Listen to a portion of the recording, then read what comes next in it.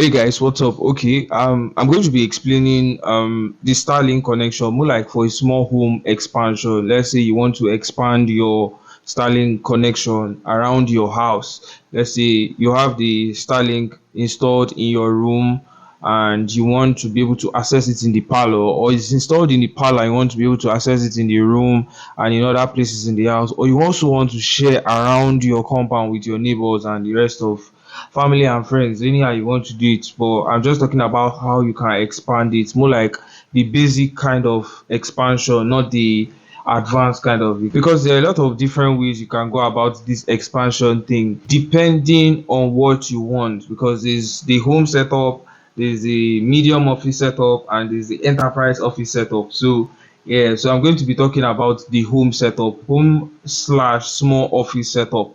So I'm just going to do a little design on how the whole thing looks like, and yeah, if there's any question or if there's anything at all, just put it in the comment section and I am going to speedily answer it. So do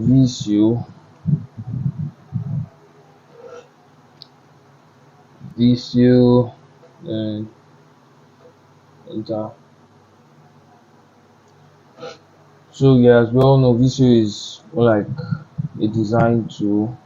Yeah, so I prefer this. Then I come to insect.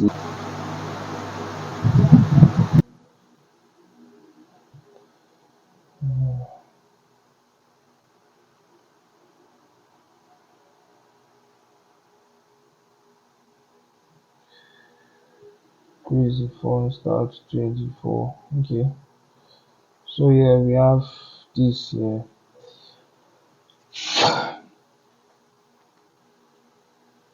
So basically, if the Starlink is the one handling the DHCP pool and everything, you're not doing any sophisticated configuration here.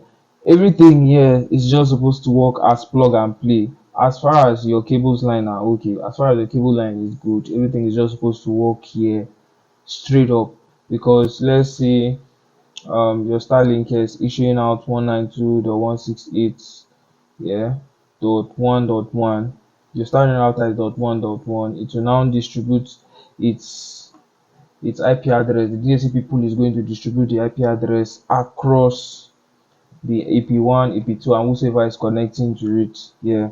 So this kind of setup is just plug and play, and it's not supposed to be difficult at all. This here should work perfectly well. So the Starlink to the router to the switch. So the switch might be an 8-port switch or a 16-port PoE switch. So in some cases you can also connect from here to your DVR, your CCTV camera box, and you would also be able to access your CCTV camera from anywhere. Let me use this diagram here as the CCTV camera box.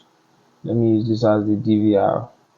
I'm using 24 for the other guys.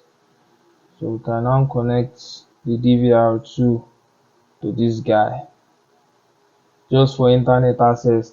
But the bad thing about this kind of setup is that whoever is accessing your network, whoever is connecting to it now has access. If the person is tech inclined, the person can have access to your DVR, like your camera footage, and see what's going on inside your house. There's another way you can actually block all of this, maybe like creating isolation, creating your guest network and the rest.